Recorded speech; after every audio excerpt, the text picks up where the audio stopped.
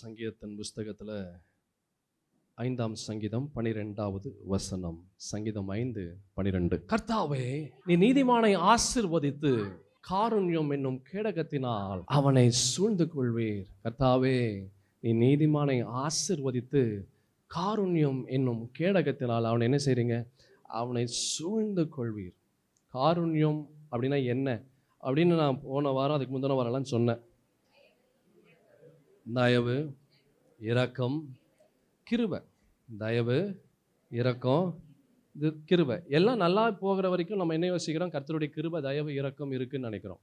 ஆனால் நம்ம விரும்பத்தகாத விஷயங்கள், சில தோல்விகள், ஏமாற்றங்கள், பல விதமான பாடுகள், பிரச்சனைகள் வரும்போது என்ன யோசிக்கிறோம்? ஆண்டவருடைய கிருபை இல்லைன்னு நினைக்கிறோம், ஆண்டவருடைய இரக்கம் இல்லை என்று நினைக்கிறோம். அல்லேலூயா. நல்லா கவனமாக கேளுங்க. You have favour even in the Lions ten. சிங்கத்தின் கெபியில் நீங்கள் இருந்தாலும் கர்த்தருடைய காருண்யம் உங்களை சூழ்ந்து கொள்ளும். அல்லேலூயா. நீங்கள் எந்த இடத்துல இருந்தாலும் அந்த இடத்துல என் தேவனுடைய கிருபைகள், இரக்கங்கள், தயவு உங்களை சுற்றி கொண்டு இருக்கிறது. அது சுற்றி கொண்டு இருந்ததுனால தான் இந்த நாளில் நீங்களும் நானும் இந்த இடத்துல கர்த்தருடைய வார்த்தையை கேட்டுக்கொண்டு இருக்கிறோம். அல்லேலூயா. பரிசுத்த வேதத்தில் ஏசாயா தீர்க்கதரிசன புஸ்தகத்தில் அழகான ஒரு வார்த்தையை பார்க்கிறோம். 43ஆம் அதிகாரம் 2வது வசனத்தில் ஏசாயா தீர்க்கதரிசன புஸ்தகத்தில், நீ தண்ணீரை கடக்கும் போது நான் உன்னோடே இருப்பேன். நீ ஆறுகளை கடக்கும் போது அவைகள் உன்மேல் புரளுவதில்லை. நீ அக்னியில் நடக்கும்போது வேகாதிருப்பாய். அக்னி ஜுவாலை உன் பேரில் பற்றாது. இதில் பார்த்தீங்கன்னா தண்ணீர் இருக்குது, ஆறு இருக்குது, அக்னி இருக்குது, இதெல்லாம் வருது. அப்படின்னா என்ன அர்த்தம்? தண்ணீர்னா என்ன தெரியுமா? ஓவர்வெல்மிங் சிச்சுவேஷன்ஸ், உங்கள் சக்திக்கு மிஞ்சி வருகிற பிரச்சனைகள், உங்களுடைய திராணிக்கு சக்திக்கு மிஞ்சின காரியங்கள். ஐ மீன் தண்ணீர் என்னது? ஓவர்வெல்மிங் சிச்சுவேஷன்ஸ், நம்ம சக்திக்கு மிஞ்சி வரக்கூடிய ஒரு காரியம். சொல்லுவாங்களே, நான் தண்ணீரில் முழுவதை போல இருக்கேங்க. தண்ணியில் ஒன்று போட்டிங்கன்னா என்னங்க ஆகும்? தண்ணியில் ஒன்று போட்டிங்க, தண்ணியில் போட்டால் ஒன்றும் ஆகுது, அப்படியே நீச்சல் அடிச்சுட்டு வந்துடுவேங்க. கடலில் போட்டால் கூட நான் நீந்தி வந்துடுவேங்க. சுனாமிலே நான் நீச்சல் அடித்தவங்க. இல்லையா? தண்ணியில் பொதுவாக ஒன்று போட்டிங்கன்னா என்ன ஆகும்? அது அப்படியே கீழே போகும். சில தண்ணீர் வந்து கிளியராக இருந்ததுன்னு வையேன், நல்லா தெளிந்த தண்ணீராக இருந்ததுன்னா போட்டிங்கன்னா அது அப்படியே கிட கிட கிட கிடன்னு அப்படியே ஆடிக்கிட்டே போகும். நம்ம கண்ணால் பார்க்க முடியும். யாராவது அது மாதிரி பார்த்துருக்கிறீங்களா? பார்த்துருக்கிறீங்க? Very nice. நிறைய தடவை பார்த்துருக்குறேன். அது போகிறது அப்படியே தெரியும். அனைவருடைய வாழ்க்கை தண்ணீரில் மூழ்குவதை போல இருக்குது. தண்ணீரில் முடியல, பிரச்சனைகள் ரொம்ப அதிகமாக இருக்குது, பாடுகள், போராட்டங்கள் அதிகமாக இருக்குது. இங்கே வசனத்தில் பார்க்குறோம், நீ தண்ணீரை கடக்கும்போது என்ன செய்வேன் அப்படின்னா, அது மாதிரி ஒரு பிரச்சனை உன் வாழ்க்கையில் வந்தா நான் என்ன செய்வேன்? நான் உன் கூட தான் இருப்பேன். அல்லேலூயா. நீ ஆறுகளை கடக்கும்போது அவைகள் உன்மேல் என்ன செய்யாது? புரளுவதில்லை. ஆறு என்ன தெரியுமா? ஆறில் கரண்ட் இருக்கும், இட் வில் ட்ரிஃப்ட் யூ, உன்னை இழுத்து கொண்டு போகும் வேற பக்கம். ஆற்றுல நிறைய பேர் மாட்டியிருக்கிறாங்க. நியூஸ்லலாம் நம்ம நிறைய முறை பார்த்துருக்குறோம். சிலர் நீங்கள் கண்ணால் கூட பார்த்துருக்கலாம். ஆற்றுல அடிச்சுட்டு போயிட்டாங்க. வெள்ளம் வந்துருச்சு, ஆற்றுல அடிச்சுட்டு போயிட்டாங்க. இங்கே வேதத்தில் நம்ம பார்க்குறோம், நீ ஆறுகளை கடக்கும்போது அவைகள் உண்மையில் புரளுவதில்லை. இழுத்து கொண்டு போகக்கூடிய பிரச்சனைகள். எப்படி? இழுத்து கொண்டு போகக்கூடிய பிரச்சனைகள். ஆண்டவர் சொல்றார், அப்படி இழுத்து கொண்டு போகக்கூடிய பிரச்சனையாக இருந்தாலும் அந்த இடத்துல என்ன செய்வேன்? நான் இருப்பேன். அடுத்தது பார்க்குறோம், நீ அக்னியில் நடக்கும்போது வேகாதிருப்பாய். என்னதான் அக்னியை போல சுட்டரிக்கக்கூடிய பிரச்சனைகள் உங்களை சுட்டரித்து கொண்டு இருந்தாலும் அந்த சுட்டரிக்கக்கூடிய அக்னி உங்களை ஒன்றும் செய்ய முடியாது. காரணம், ஆண்டவராகிய கர்த்தர், என் தேவனாகிய இயேசு அந்த இடத்துல உங்களோடு அவர் காருண்யம் என்னும் கேடகத்தினாலே உங்களை சூழ்ந்து கொண்டு இருக்கிறார். எத்தனை பேர் நம்பி விசுவாசிக்கிறீங்க? அல்லேலூயா. He is in control. அவர் கரத்தில் தான் எல்லாமே இருக்கு. அவரை அன்றி எதுவும் ஒன்றும் செய்ய முடியாது. ஆமென்.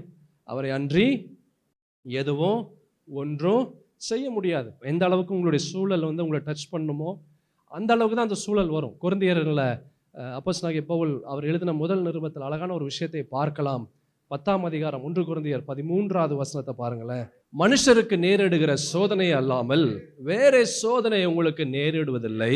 தேவன் உண்மை உள்ளவராய் இருக்கிறார். உங்கள் திராணிக்கு மேலாக நீங்கள் சோதிக்கப்படுவதற்கு அவர் இடம் கொடாமல் சோதனையை தாங்கத்தக்கதாக சோதனையோடு கூட அதற்கு தப்பிக்கொள்ளும்படியான போக்கையும் அவர் உண்டாக்குவார். எத்தனை பிரச்சனைகள் நம்ம கீழே தள்ளுறதுக்காக வந்திருக்கோம். இந்த வருஷத்தையே எடுத்துக்கோங்க. இன்னைக்கு 11வது மாசத்துல இருக்கோம். 10 மாதங்களை கடந்து வந்திருக்கோம்.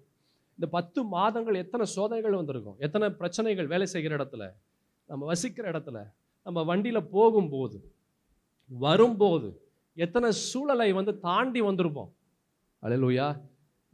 எல்லா விதத்திலையும் நம்மளுக்கு நெருக்கங்கள், பாடுகள் நம்மளை நெருக்கி கொண்டிருந்தாலும் எதுவுமே நம்மளை ஒன்றும் செய்ய முடியல. கொரிந்தியர்ல இதே அப்போஸ்தலனாகிய பவுல் 2 கொரிந்தியர்ல 4ஆம் அதிகாரத்தில் அழகான ஒரு விஷயத்தை 8வது வசனத்துல ஒரு அழகான ஒரு விஷயத்தை சொல்லியிருப்பாரு. நாங்கள் எப்பக்கத்திலும் நெருக்கப்பட்டும் ஒடுங்கி போகிறதில்லை, கலக்கம் அடைந்தும் மனமுறிவு அடைகிறதில்லை. எல்லா பக்கமும் நெருக்கம்தான், எல்லா பக்கமும் போராட்டம் தான், எல்லா பக்கமும் பாடுதான். என்ன செய்யணும்னு தெரியல. ஆனா ஒண்ணு நமக்கு தெரியணும். என்ன தெரியுமா தெரியணும்? அந்த சூழல்ல கர்த்தர் நமக்கு துணையாய் நிற்கிறார் என்று தெரியணும். அல்லேலூயா. அது தெரிஞ்சதுன்னா அது எப்பேற்பட்ட நெருக்கமாய் இருந்தாலும், எப்பேற்பட்ட வேதனையா இருந்தாலும், எப்பேற்பட்ட முடியாத விஷயமா இருந்தாலும் அந்த சூழலிலிருந்து நம்மால் எளிதிலே ஜெயிக்க முடியும். ஆமென். சிம்சோனுடைய வாழ்க்கையில எத்தனையோ பேருடைய வாழ்க்கையை சொல்லலாம். சிம்சோனுடைய வாழ்க்கையில எல்லாம் இழந்த ஒரு நிலை. கண்ணு போயிடுச்சு, பலன் போயிடுச்சு, பேரு போயிடுச்சு, புகழ் போயிடுச்சு, எல்லாமே போச்சு. எல்லாம் போய் ஒரு ஜோக்கரை போல ஒரு வேடிக்கை காண்பிக்கக்கூடிய ஒரு நிலை அவனுடைய நிலையா இருந்தது. யோசிச்சு பாருங்களேன். எல்லாரும் பார்த்து ஓடினாங்க, சிம்சோனை பார்த்து எல்லாரும் வியந்து பார்த்தாங்க. ஆனா இப்போ அவன் வேடிக்கை காண்பிக்கக்கூடிய ஒரு நிலையாக அவனுடைய நிலை மாறினது. எல்லாமே இழந்த ஒரு நிலை. என் சகோதரா சகோதரி, இந்த செய்தியை கேட்டுக்கொண்டு இருக்கிற உன்னுடைய வாழ்க்கையில எல்லாம் இழந்த நிலையில ஒருவேளை இந்த வார்த்தையை கேட்டுக்கொண்டு இருக்கலாம். ஆனால் இந்த நிலையில கூட திரும்பவும் என் தேவனுடைய வல்லமையை நீ சுதந்திரிக்க முடியும். திரும்பவும் என் தேவனாகிய கர்த்தர் நீ இழந்தவைகளை சுதந்திரிக்க முடியும்.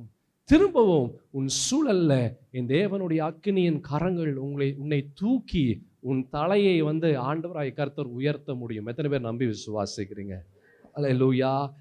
இங்க பேதுரு பவுல் அப்போஸ்தலனாகிய பவுல் ரொம்ப அழகான ஒரு விஷயத்தை சொல்றாரு. நாங்கள் எப்பக்கத்திலும் நெருக்கப்பட்டோம் ஒடுங்கி போகிறதில்லை, கலக்கம் அடைந்தும் மனம் முறிவு அடைகிறதில்லை, துன்பப்படுத்தப்பட்டும் கைவிடப்படுகிறதில்லை, கீழே தள்ளப்பட்டும் மடிந்து போகிறதில்லை. கர்த்தராகிய இயேசுவினுடைய ஜீவனும் எங்கள் சரீரத்திலே விளங்கும்படிக்கு இயேசுவின் மரணத்தை எப்பொழுதும் எங்கள் சரீரத்துல சுமந்து திரிகிறோம். அதனால எந்த பிரச்சனை வந்தாலும், எந்த துன்பங்கள் வந்தாலும், எந்த பாடுகள் வந்தாலும் எதுவும் எங்களை ஒன்றும் செய்ய முடியாத காரணம், I have the living Christ who is living inside me. உயிருள்ள கிறிஸ்து, உயிருள்ள கிறிஸ்துவாக எனக்குள்ளாக அவர் வாசம் செய்கிறதுனால எது என்னை பிரச்சனை பண்ணாலும், எது என்னை கஷ்டப்படுத்தினாலும், எது என்னை துன்பப்படுத்தினாலும் உயிருள்ள கிறிஸ்து என் சரீரத்திற்குள்ளாக என்னை உயிர்ப்பித்து கொண்டிருக்கிறார், என்னை பாதுகாத்து கொண்டிருக்கிறார். எனக்கு நன்மையான யாவையும் நான் பெற்றுக்கொள்ளும்படியாக என்னுடைய கஷ்டத்தின் பாதையில, என்னுடைய உபத்திரவத்தின் குகையில, என்னுடைய மரணத்தின் பாடுகள் வழியாக நான் கடந்து வந்தாலும் என் தேவனாகிய கர்த்தர் அவர் என்னோடு இருக்கிறதுனால நான் எல்லாவற்றையும் நான் தாண்டி நான் ஜெயிக்க என்னால முடியும். எப்பக்கத்தில் நெருக்கப்பட்டாலும் நான் ஒடுங்கி போவதில்லை. I have the living Christ in me. எனக்குள்ளாக உயிருள்ள கிறிஸ்து வாசம் செய்கிறதுனாலே. Hallelujah. Sometimes we are more focused on the threats. நம்மை சுற்றி அநேக சத்தங்கள், அநேக பயங்கள் நம்மை பயமுறுத்தி கொண்டு இருக்கிறதுனால அந்த பயங்கள், நம்மை சுற்றி இருக்கிற காரியங்கள் நம்முடைய கவனத்தை தன் பக்கமாய் இழுத்து கொண்டு போகுது. நம்முடைய மொத்த கவனமும் அந்த பயத்தின் மேல போகுது, அந்த கவலையின் மீது போகுது, அந்த போராட்டத்தின் மீது போகுது, அந்த அந்த வேதனையான காரியத்தின் மீது நம்முடைய கவனம் அது இழுத்து கொண்டு போகிறது. நல்லா கவனமாய் கேளுங்க. ஒன்று மறந்து விடாதீர்கள், எது நம்மை பயமுறுத்தி கொண்டு இருந்தாலும் அந்த பயமுறுத்தி கொண்டு இருக்கிறத பயமுறுத்துகிற அளவிற்கு ஒரு இயேசு நமக்குள்ளாக இருக்கிறார் என்று யோசிங்க. அல்லேலூயா. எதுவும் உங்களை ஒன்றும் செய்ய முடியாது, நீங்க எல்லாவற்றையும் செய்ய முடியும், எல்லாவற்றையும் செய்யக்கூடிய இயேசு உங்களுக்குள்ளாக இருக்கிறார் என்று மறந்து விடாதீர்கள். அவருடைய காருண்யம் உங்களை சுற்றி கொண்டு இருக்கிறது. எது நம்மை சுற்றி கொண்டு இருக்கிறது? நீங்க சொல்லலாம், கஷ்டம் என்னை சுற்றி கொண்டு இருக்கிறது, பிரச்சனைகள் என்னை சுற்றி கொண்டு இருக்கிறது, வியாதி என்னை சுற்றி கொண்டு இருக்கிறது, ஏதோ ஒன்று நீங்க சொல்லலாம், வறுமை என்னை சுற்றி கொண்டு இருக்கிறது. ஆனால் நான் ஒன்று சொல்றேன், எது உங்களை சுற்றி கொண்டு இருந்தாலும் அது சுற்றி கொள்வதற்கு முன்பதாக ஆண்டவராகிய கர்த்தருடைய கிருபைகள், தயவு, இரக்கம், அது சுற்றுறதுக்கு முன்னாடி உங்களை ஆண்டவராகிய கர்த்தருடைய தயவு, கிருபை, இரக்கம் அது உங்களை சுற்றி கொண்டு இருக்கிறது. அல்லேலூயா, அல்லேலூயா. 2 கொரிந்தியர்ல அப்போஸ்தலனாகிய பவுல் ஒரு விஷயத்தை சொல்றார். 1ஆம் அதிகாரத்துல 21, 22 வசனங்கள் அழகான ஒரு வார்த்தையை பார்க்க முடியும். உங்களோடு கூட எங்களையும் கிறிஸ்துவுக்குள் ஸ்திரப்படுத்தி நம்மை அபிஷேகம் பண்ணினவர் தேவனை. இங்க பாருங்களேன், அழகான ஒரு வசனம். ஆண்டவர் என்ன செய்கிறாரு? நம்மளை ஸ்திரப்படுத்துகிறார், நம்மை அபிஷேகம் செய்கிறார், நம்மை ஸ்திரப்படுத்தி அவருடைய ஆவியை நாம் பெற்றுக்கொள்ளும்படியாக செய்கிறார். என்ன செய்கிறார்? நம்ம ஸ்திரப்படுத்துகிறார். He makes you strong. He makes you to stand still. நீ உறுதியாய் நிற்கும்படியாக செய்கிறார். எங்க? உன் பிரச்சனை இல்லை, நீ உறுதியாய் ஸ்திரத்தோடு நீ நிற்கும்படியாக செய்கிறார். எங்க? உன்னுடைய கவலை இல்லை, எந்த இடத்துல? உன் வேலை செய்கிற இடத்துல நீ உறுதியாய் இருக்கும்படியாக செய்கிறார். ஆனால் உன்னுடைய சூழல் எப்படி செய்யுது? உன்னை கீழே தள்ள பார்க்குது. உன்னுடைய சூழல் என்ன செய்யுது? உன்னுடைய நீ மனம் உடைந்து போகும்படியாக செய்கிறது. ஆனால் பரிசுத்தத்தின் தேவனாகிய கர்த்தர் என்ன செய்கிறார்? உன்னை ஸ்திரப்படுத்துகிறார். எங்க நீ கீழே விழுவியோ அந்த இடத்துல நீ நிற்கும்படியாக கர்த்தர் செய்கிறார். பரிசுத்தத்தின் தேவனுடைய ஆவியானவர் உனக்குள்ளாக அவர் வாசம் செய்கிறார். இந்த 22வது வசனத்தை பாருங்க, அழகான ஒரு வார்த்தையை பார்க்க முடியும். அவர் நம்மை முத்திரித்து நம்முடைய இருதயங்களில் ஆவி என்னும் அச்சாரத்தை கொடுத்திருக்கிறார். இது வந்து இங்கிலீஷ்ல ரொம்ப அழகா இருக்கு. என்ன இருக்குன்னா, he puts his seal. எப்படி? he puts his seal on us. அவருடைய முத்திரையை நம்மீது அவர் வைக்கிறார். அவருடைய முத்திரையை நம்மீது ஸ்டாம்ப் அடிக்கிற மாதிரி அடிக்கிறார். அப்படின்னா என்ன அர்த்தம் தெரியுமா? நாம் வந்து ஆண்டவருடையவர்கள் என்று அர்த்தம். we are of God. ஆண்டவருடையதை யாராவது எடுக்க முடியுமா? அல்லேலூயா. எந்த பிசாசாலையும் எடுக்க முடியுமா? எந்த வறுமையினால, கவலையினால, வியாதியினால, வேதனையினால ஏதாச்சும் எடுக்க முடியுமா? கர்த்தருடையதை, ஆண்டவருடையதை யாராச்சும் எடுத்துட்டு கொண்டு ஓட முடியுமா? இல்லை எடுத்துட்டு மறைச்சு வைக்க முடியுமா? அல்லேலூயா. சொல்லுப்பா, எடுத்துக்கொள்ள முடியுமா? யாராவது திருட முடியுமா ஆண்டவருடைய பொருளை? வேதம் சொல்லுகிறது, அவர் நம்மை என்ன செய்கிறாரு? முத்திரித்து. அப்படின்னா he has put his seal, அவருடைய முத்திரையை நம்மீது அவர் வைக்கிறார். முத்திரை பதிக்கப்பட்ட சரீரங்களாக நம்முடைய சரீரங்களை கர்த்தர் வைத்திருக்கிறார். அல்லேலூயா. உங்களுடைய கஷ்டமான சூழல்ல, உங்களுடைய வேதனையான நேரத்துல நீங்கள் வந்து சொல்ல வேண்டியது ஒன்னே ஒண்ணுதான். நீங்க உங்களுக்கே நீங்க சொல்லணும், ஆண்டவருடைய முத்திரை பதிக்கப்பட்ட சரீரம் என்னுடைய சரீரம். அல்லேலூயா. பிசாசுக்கு இடம் இல்லை. தேவனாகிய கர்த்தருடைய அபிஷேகத்தை எனக்கு கொடுத்திருக்கிறார். தேவ ஆவியானவர் அவர் எனக்குள்ளாக வாசம் செய்கிறார். அவர் என்னை கரம் பிடித்து என்னை நடத்தி கொண்டு இருக்கிறார். அவர் எனக்குள்ளாக வாசம் செய்கிறார். அவருடைய இரக்கங்கள், அவருடைய தயவு, அவருடைய கிருபையினாலே என்னை முடிசூட்டி வைத்திருக்கிறார். என் தேவனாகிய கர்த்தர் அவர் என்னோடு இருக்கிறார். எதுவும் என்னை ஒன்றும் செய்ய முடியாது. நீங்க சொல்லணும், ஆமென். நீங்க கர்த்தர் உங்களுடைய வாழ்க்கையில அவர் செய்கிற நன்மைகளை, இல்லை அவர் உங்க வாழ்க்கையில அவர் செய்ய இருக்கிற நன்மைகளை நம்மால பார்க்க முடியல. ஆமாவா இல்லையா? இப்போ நமக்காக என்ன செய்யறாருன்றது நம்மளால பார்க்க முடியுதா? தெரியல, நம்மளால் பார்க்க முடியல. ஆனா பார்க்க முடியக்கூடிய ஒரு சூழல் இருந்ததுன்னா என்ன இருக்கும்? எப்படி இருக்கும்? நீங்க அழுதுட்டு இருக்க மாட்டீங்க, நீங்க புலம்பிட்டு இருக்க மாட்டீங்க. அல்லேலூயா. நீங்க கவலையில, கஷ்டத்துல இருக்க மாட்டீங்க. ஒரு உதாரணம் சொல்றேன். ஒரு ரெஸ்டாரண்ட்டுக்கு போறீங்க, பயங்கரமான பசி. அப்போ நீங்க ஏதோ ஒன்று ஆர்டர் பண்றீங்க. நீங்க ஆர்டர் பண்றது ஒரு கண்ணாடிக்கு அந்த பக்கம் அவன் செய்து கொண்டு இருக்கிறான், கண்ணாடிக்கு இந்த பக்கம் நீங்க இருக்கிறீங்க. நீங்க பார்த்து கொண்டு இருக்கிறீங்க. கண்ணாடிக்கு இந்த பக்கம் நீங்க இருக்கிறீங்க, கண்ணாடிக்கு அந்த பக்கம் அவங்க செய்து கொண்டு இருக்காங்க. நீங்க பாக்குறீங்க, இது கொஞ்சம் தள்ளி இருக்கு, ஆனா கொஞ்சம் பக்கத்துல இருந்து பாக்குற மாதிரி இருந்தா எப்படி இருக்கும்? அந்த மீன் பொரிக்கும் போது, அந்த மட்டன் வறுக்கும் போது, அந்த வறுவல் செய்யும் போது உங்கள் பார்வைக்கு அது எப்படி இருக்கும்? சொல்லுங்க, எப்படி இருக்கும்? ஐயா, நீங்க சொல்றது எனக்கு இப்பவே ஒரு மாதிரி தான் இருக்கு. நீங்க இப்ப சொல்றது எனக்கு இப்பவே ஒரு மாதிரி தான் இருக்கு. இப்போயே ஒரு மாதிரி தான் இருக்குது. எப்படி இருக்கும்? நம்ம ஒரு மாதிரி ஒரு உற்சாகமாக இருப்பீங்க, ஒரு ஆர்வமாக இருப்பீங்க, நல்லா ஒரு இன்ட்ரெஸ்ட்டாக இருக்கும். ஓகே, நம்ம சாப்பிட்ணும், ஆசையாக இருக்குது, பரவாயில்ல. இதே மாதிரி தான் ஆண்டவர் நம்முடைய வாழ்க்கையில் நமக்காக செய்து கொண்டு இருக்கிற காரியத்தை, ஆசீர்வாதத்தை, அற்புதத்தை பார்த்தா எப்படி இருக்கும்? பயங்கர உற்சாகமாக இருப்போம். அப்போ பிசாசு வந்து நம்மளை வந்து கவலையை கொடுத்தா, ஏச்சிப்போ அங்கே பாரு என்ன நடந்துட்டு இருக்குதுன்னு, அங்கே பாரு என்ன நடந்துட்டு இருக்கு, என்ன பண்ணிட்டு இருக்கிறாரு பாரு, என்னென்ன விஷயம் பண்ணிட்டு இருக்கிறாரு பாரு, சும்மா வந்து டிஸ்டர்ப் பண்ணப்போ அவன் கவலையை கொடுப்பான். கவலையா, ஒரே உத ஓடிப்போடு, கவலையா அது ஒன்றாது, அங்கே பாரு என்ன நடந்துட்டு இருக்குதுன்னு பாரு, உன் கண்ணு தெரியுதா இல்லையா, என் கண்ணு நல்லா தெரியுது அப்படின்னு நம்ம சொல்லுவோமா இல்லையா? என் சகோதர சகோதரி, அதுதான் இப்பயும் நடந்துட்டு இருக்குது, உன் கண்ணுக்கு தெரியல. ஹல்லேலூயா. நமக்கு தெரியலன்றதற்காக நமக்கு ஒன்று வராதுன்னு அர்த்தம் அல்ல. பக்கத்தில் இருக்கிற பார்த்து சொல்லுங்க, உங்களுக்கு தெரியல என்பதற்காக உங்களுக்கு நடக்காது என்று அர்த்தம் அல்ல. உங்களுக்காக கர்த்தர் ஆயத்தம் பண்ணி கொண்டு இருக்கிறத உங்க கண்ணு பார்க்கல, உங்க காது அது கேட்கல, உங்களுடைய இருதயத்தில் நீங்க அதை யோசிக்க கூட முடியாது. அப்படிப்பட்ட ஒன்றை இந்த தேவன், என் இயேசு உங்களுக்காக அவர் செய்து கொண்டு இருக்கிறார். கரங்களை தட்டி நம்ம ஆண்டவருக்கு நன்றிகள் எடுப்போம். அப்படி பார்க்கும்போது அது எப்படி இருக்கும்? எப்படிங்க இருக்கும்? ரொம்ப சந்தோஷமா இருக்கும், ஆர்வமாக இருக்கும். அல்லேலூயா. இதை ஒன்று செய்கிறாருன்னு சொல்லி நான் உங்களுக்கு சொல்றேன், இதை யார் விசுவாசிக்கிறார்களோ அவர்கள் அதை பெற்றுக்கொள்கிறார்கள். அல்லேலூயா.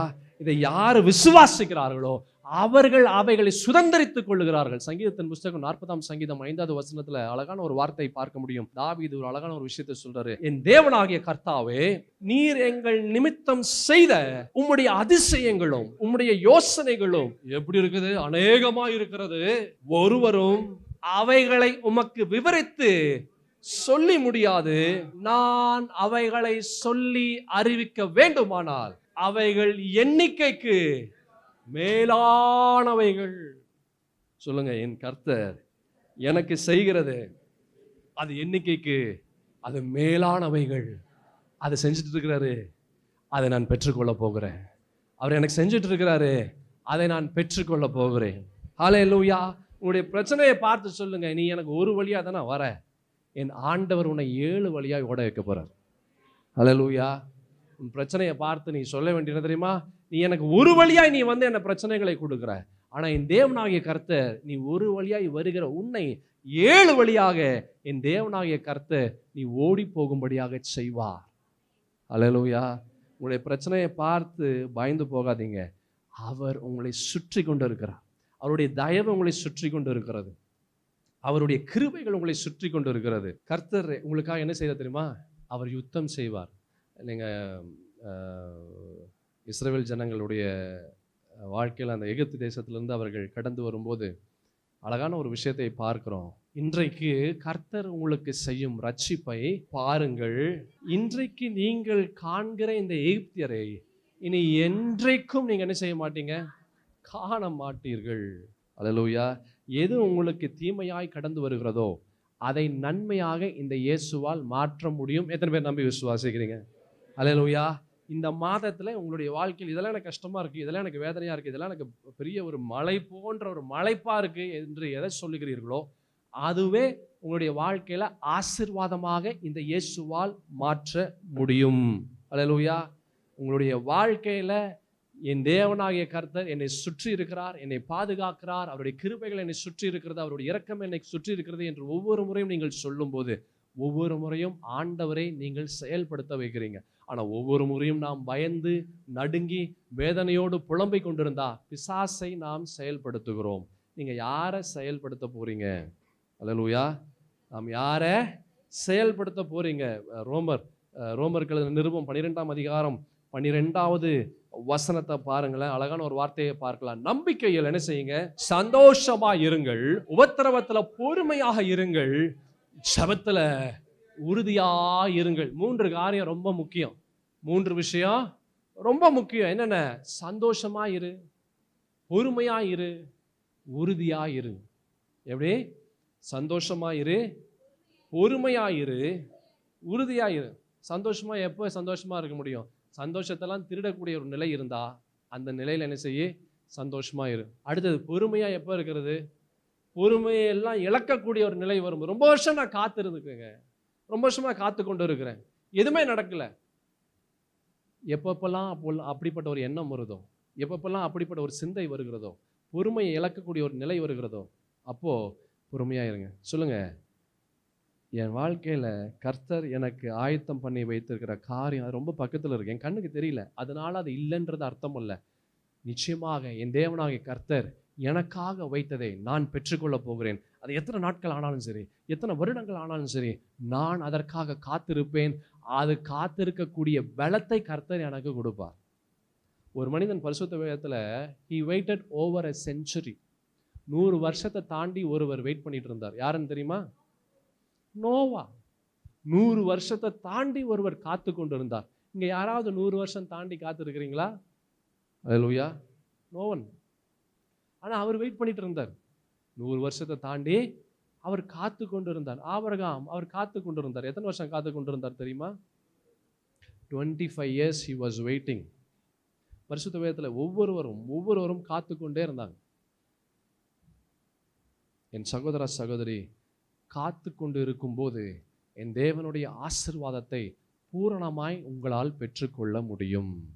அல்லேலூயா. அந்த வசனத்தை பார்த்து அழகான ஒரு வசனத்தில் சந்தோஷமா இருங்க, பொறுமையா இருங்க, உறுதியாய் தரித்திருங்க. இது 3 தான் பிசாசு டார்கெட் பண்ணுவான். உங்கள் வாழ்க்கையில் உங்களை கீழே சாய்க்கக்கூடிய 3 விஷயம் இதுதான். உங்கள் சந்தோஷத்தை திருடுவான், உங்கள் பொறுமையை எடுத்துருவான், நீங்கள் ஆண்டவரை விட்டு நீங்கள் விலகி போகும்படியாக செய்வான். இந்த 3 தான் அவன் கையாளக்கூடிய யுக்தி. This is the one trick which he follows from the start. ஆரம்பத்திலிருந்து இப்போ வரைக்கும் அவன் பயன்படுத்தக்கூடிய 3 காரியங்கள். He will steel your Joy. உன் சந்தோஷத்தை திருடுவான், உன் பொறுமையை நீ இழக்கும்படியாக செய்வான். 3வது, ஆண்டவருடைய சமூகத்திலிருந்து ஆண்டவரிடத்திலிருந்து நீ விலகி போகும்படியாக அவன் செய்வான்.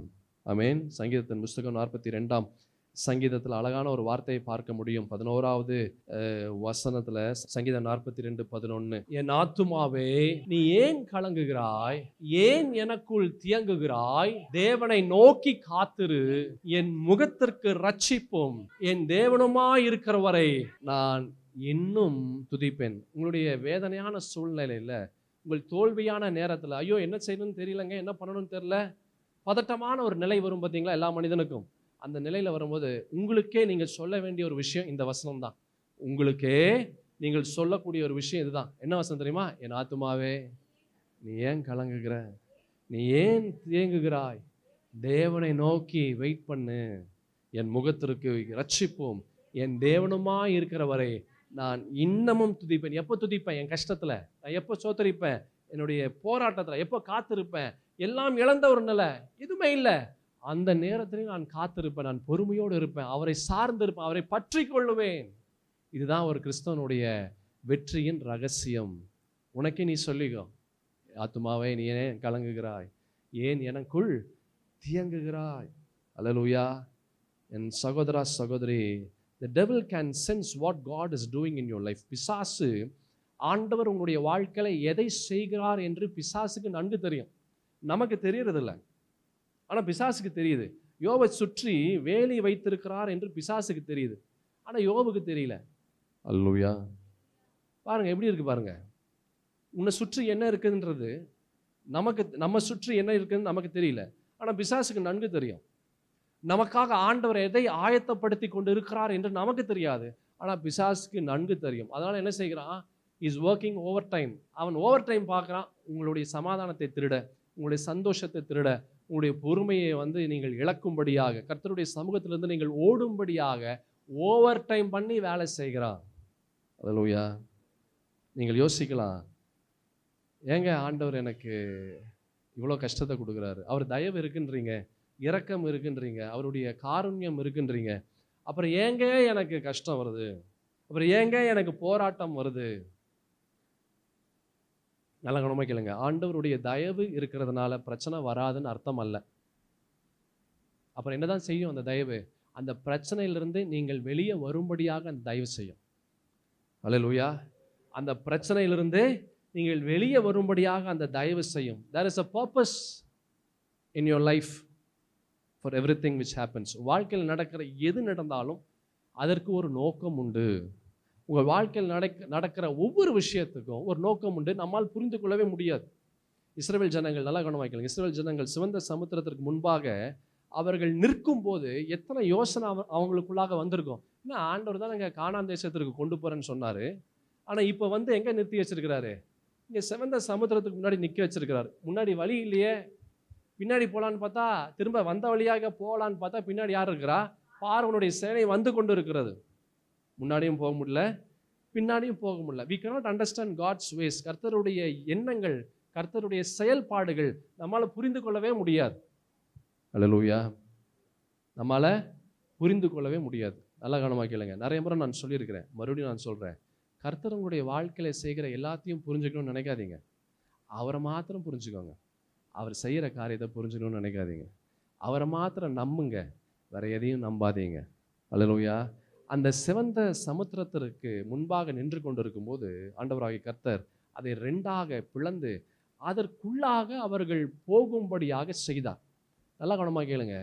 இவன் போனா, இஸ்ரவேல் ஜனங்கள் போனாங்க. ஆனால் பின்னாடி வந்த அந்த பார்வோனுடைய சேனை அவனால் வர முடியல. இவன் அந்த சிவந்த சமுத்திரத்தை கடந்து வெளியே வந்துட்டான். யாரு? இஸ்ரவேல் ஜனங்கள் கடலை 2ஆக பிளந்து அதை தாண்டி வெளியே வந்துட்டான். ஆனால் பின்னாடி வந்த பார்வோனுடைய சேனை அவர்களால் கடந்து வர முடியல. கர்த்தர் உன்னுடைய வாழ்க்கையில் சில பாதை வழியாய் கொண்டு போகிறார் பார்த்தீங்களா? ஏன் தெரியுமா? உன் சத்ரு, உன்னை பின்தொடர்கிற உன்னுடைய சத்ரு, உன்னை வந்து கஷ்டத்தையும் வேதனையும் போராட்டங்கள் உன்னை பின்தொடர்கிற உன்னுடைய கஷ்டங்கள், உன்னுடைய பாடுகள், உன்னுடைய வேதனைகள், அது உன்னை விட்டு அதை நீங்கும்படியாக அந்த பாதை வழியாக கர்த்தர் கொண்டு வருகிறார். அந்த கஷ்டத்தின் பாதை, அந்த உபத்திரவத்தின் பாதை, அந்த வேதனை உள்ள பாதை, அதில் நீ வெளியே வந்துடுவ. ஆனால் உன் பிரச்சனை அதில் மாட்டிக்கும், உன்னுடைய வேதனை அதில் மாட்டிக்கும், உன்னுடைய பண கஷ்டம் அதில் மாட்டிக்கும். நீ அதில் வெற்றியோடு வெளியே வருவ, ஆனால் தோல்வியோடு உன்னுடைய பிரச்சனைகள் அதிலே மாட்டிவிடும். நீங்கள் கடந்து வருவீர்கள், ஆனால் உங்களுக்கு பின்பாக வருகிற உன்னுடைய பிரச்சனைகளோ சத்துருக்களோ பாடுகளோ அதனால கடந்து வர முடியாது. Hallelujah. What is chasing you? எது உன்னை துரத்தி கொண்டு இருக்கிறது? உன் பாதையில் ஆண்டவரை நம்பி விசுவாசித்து அவரை பற்றி கொண்டு உன்னுடைய பாதையில் நீ கடந்து போ, நீ வெளியே வந்துடுவ வெற்றியோடு. ஆனால் உன்னை பின்தொடர்கிற உன்னுடைய பிரச்சனைகள் அதிலே அதை கீழே உளுந்து அது மறிக்கக்கூடிய ஒரு சூழல் அதற்கு வந்துவிடும். அல்லேலூயா. அது வெளியே வர முடியாது, ஆனால் நீ வெளியே வந்துடுவ. Trust him. ஆண்டவரை நம்புங்க. ஆண்டவர் என்ன செய்யுங்க? நம்புங்க. God has a purpose for everything.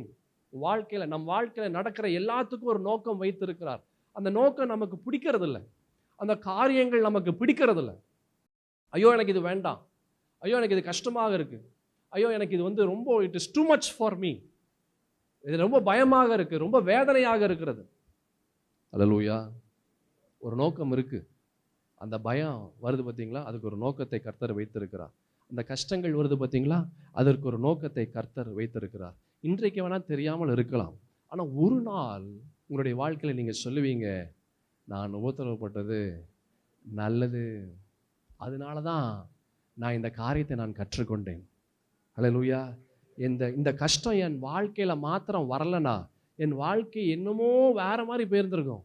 இந்த கஷ்டம் என்னை ஆண்டவரிடத்தில் நெருங்கும்படியாக செய்தது.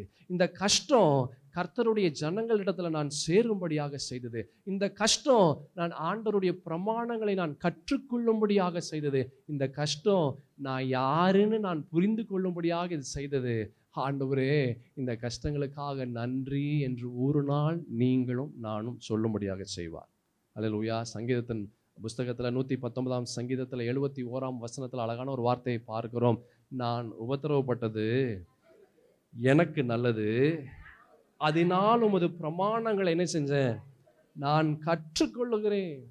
நான் உபத்திரப்பட்டது நல்லது. ஒரு நாள் சொல்லுவோம், இன்னைக்கு கஷ்டமா இருக்கு, இன்னைக்கு முடியாம இருக்கு, ஐயோ என்னால் it is too much, this is too much, not able to பேர், என் சக்திக்கு மிஞ்சி இருக்கு.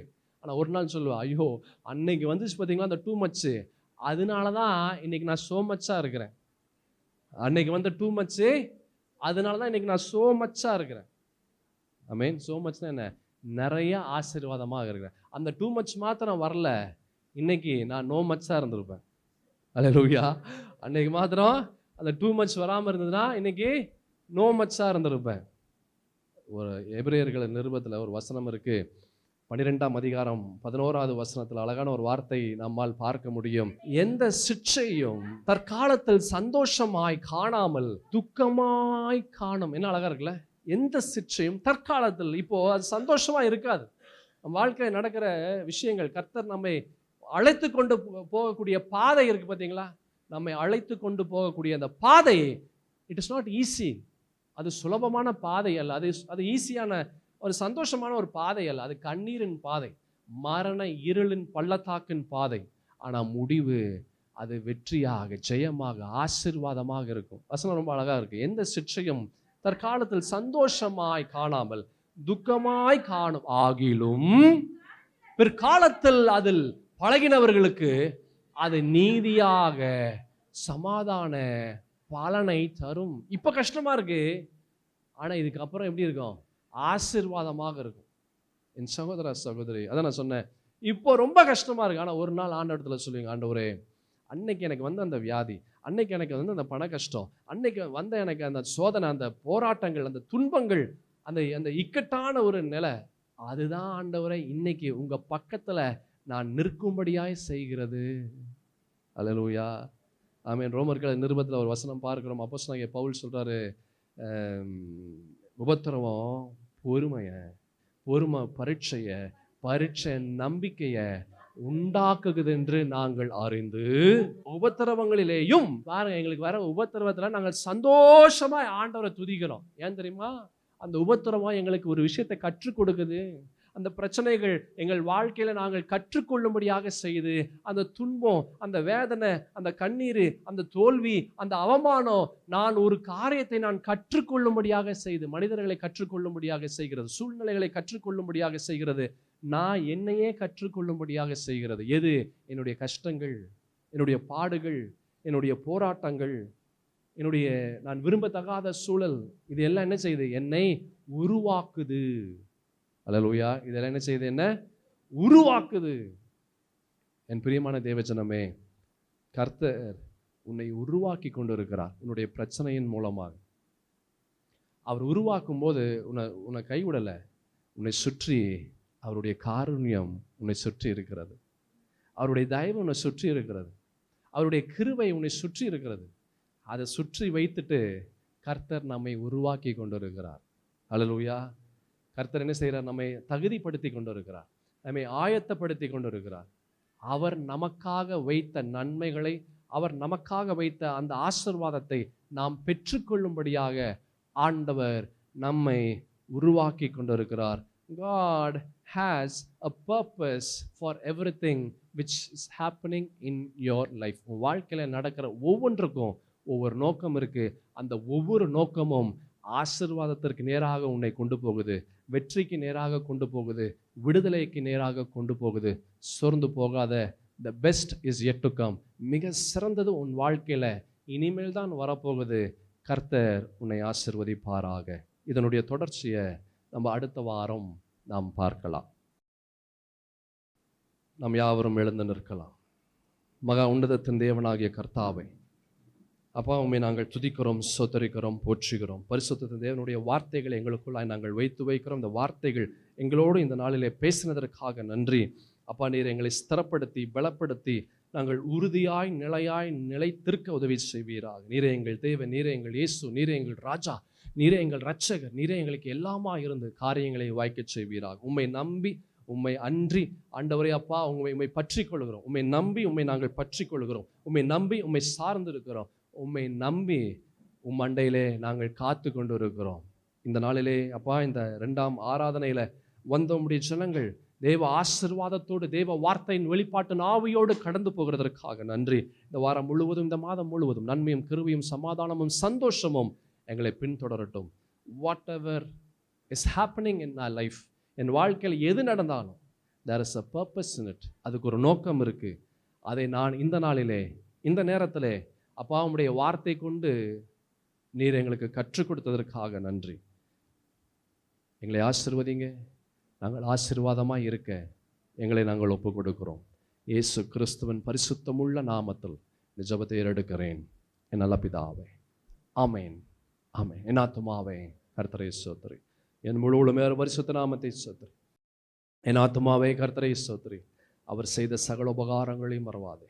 ஆமென். நம் ஆண்டவராக இயேசு கிறிஸ்துவின் கிருபையும் பிதாவாகிய தேவனுடைய அன்பும் பரிசுத்த ஆவியின் ஐக்கியமும் சமாதானமும் சந்தோஷமும் வழிநடத்துதலும் நம் அனைவரோடும் இன்றும் என்றும் சதா காலமும் இயேசுவினுடைய வருகை பெரிந்தமிருந்து தாங்கி பலப்படுத்தி வழி நடத்துவதாக.